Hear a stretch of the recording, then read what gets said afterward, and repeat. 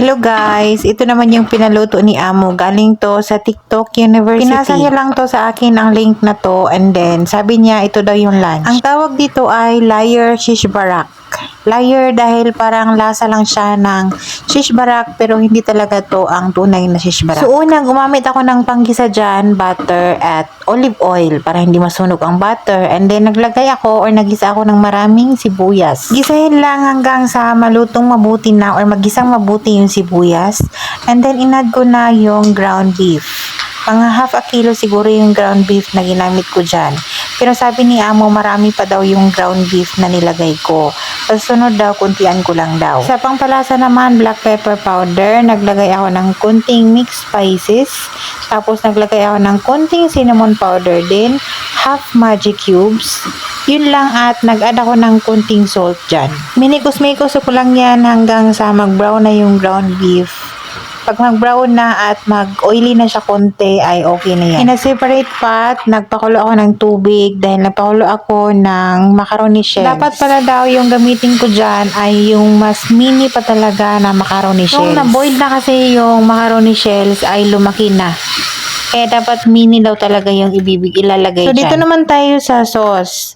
Yung sauce nito ay parang kusa with laban lang. Lagi ako nag-upload ng kusa with laban. So, malamang alam nyo na to. Gumamit ako ng 6 cups ng yogurt. Plain yogurt dyan. Siyempre, pa-smile-smile tayo dyan. Baka meron namang napipika dyan at hindi daw ako nag-smile. Ang papangit naman siguro pag nakasmile ako dyan sa yogurt na yan. Hindi naman yan nagsasalita sa akin. So, 6 cups of yogurt, 3 cups of all-purpose flour, and 1 egg. Then, blend together. Pagkatapos ko namang na-blender, nilagay ko sa pot. Nakauna yung apoy dyan. Then, kumuha ako ng kunting tubig from the boiled macaroni shells. Siyempre, Filipino tayo, masinop tayo. Hugasan muna natin yung blender. Sayang pa yun. Then, inad ko na sa blended yogurt. Unti-unti kong nilagay yung hot water dyan dahil tinansya ko yung consistency. Hindi masyadong thick, hindi din masyadong watery. Nag-add ako ng salt para sa taste. Then, yung niluto na tong ground meat, nilagay ko pero nag-iwan ako ng konti para sa toppings. At nung kumulo na yung yogurt sauce dyan, inad ko na yung macaroni shells. Then, yan na yan siya. Titikman ko na lang at nag-add lang ako dyan ng black pepper ata. Tapos, kunting salt pa. Then, ready na yan. Mamaya lalagyan natin ng toppings. Pero tinakpan ko muna yan. Pinatay ko yung apoy kasi nga, hindi pa naman kami kumain. Yang time na yan. Nagsundo pa ako ng estudyante. 1 hour and a half pa ata bago kami kumain. Pagka mga ganito yung pagkain ng mga amo may mga yogurt, gagawa ako ng pagkain namin ni Beth. So, meron pang giniling dahil 2 plates yung nailabas ko. So, yun na lang yung uulamin namin. Gagawan ko na lang tong sasadong giniling. Alagyan ko ng patatas at carrots. So, una nagisa ako dyan ng maraming garlic at sibuyas.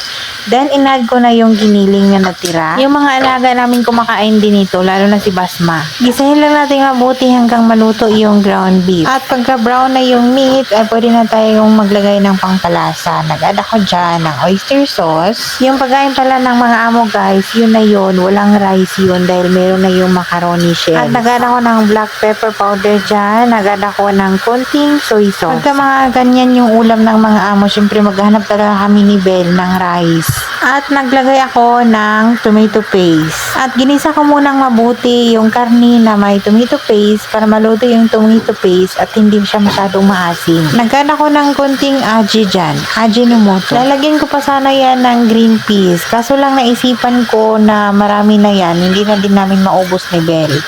So, yung potato na lang at carrots yung inad ko. Nung naluto na yung ground beef. Ayan na, sinaglitan ko yung pa-smile-smile dyan. Mukha lang akong seryoso dahil seryoso po talaga ako pag nagluluto. Pero hindi naman ako nakasimangot, ganyan lang talaga yung itsura ko. Aba, mas pangit siguro no pag nakaharap ako dyan at patawa-tawa dyan sa mga lutuan ko at sa mga sandok. At naglagay na ako ng tubig para maluto yung ating carrots at patatas. So, naglagay na ako ng tubig enough para maluto yung ating mga gulay na nilagay. And then, tinakpan ko. So, while nakasimmer yung ulam namin ni Belle, nagsaing na rin ako. Nagsaing ako ng para sa amin. Pero yun sa aming ulam. So, nag-add ako pala ng sugar dyan para medyo may tamis-tamis konti pang balansi ng lasa. While tayo nagsaing, tapos nakasimmer yung ulam na isa, yung sarsado, gumawa ako ng salad dahil nag-request yung dalaga na salad daw para sa kanya. So, yung gagawin kong salad ay tabula or tabuli. Habang naghimay-himay ako ng parsley, tiningnan ko yung aking nilulutong gulay. So, inad ko na yung pangpakulay at pangpabango na red bell pepper. Luto naman na yung mga gulay dyan, yung carrots at patata. So, pinatay ko na yung apoy or in-off ko na pala yung apoy dyan. And then, tinakpan. Initin ko na lang yan mamaya pagkakain na kami. Then, yung dalawang bunch ng parsley ay inubos ko yun kanina. Dahon lang yung kailangan natin dyan. Siyempre, hinugasan ko muna yan bago ko yan hiniwa. Kailangan natin yan hiwain ng very fine. Pinong-pino kailangan, pero ayaw din nila yan na i-blender or ilagay sa food processor. Kailangan lang talagang hiwain yan ng sobrang pino. Kunti lang naman yung gagawin kong salad, pang dalawa or isang tao lang. Yung amo kong babae at yung dalaga naming alaga. After na chop yung parsley, nag-add ako ng onions and tomato na small cut. Sa isang bowl, naglagay ako ng 2 kutsara ng fine bulgur. At ibabad natin yan sa tubig or lemon. Set aside muna para aalsayan or lalambot. Oras na para kumain, nakarating na kami niyan, galing nagsundo ng estudyante. Ininit ko na yung food nila. So, sa plating natin sa kanilang food, ganyan lang. Ininit ko and then yung natira ground meat kanina nilagay ko sa top, then nag-add ako ng fried pine nuts. Yung ginamit ko dyan ay yung butter.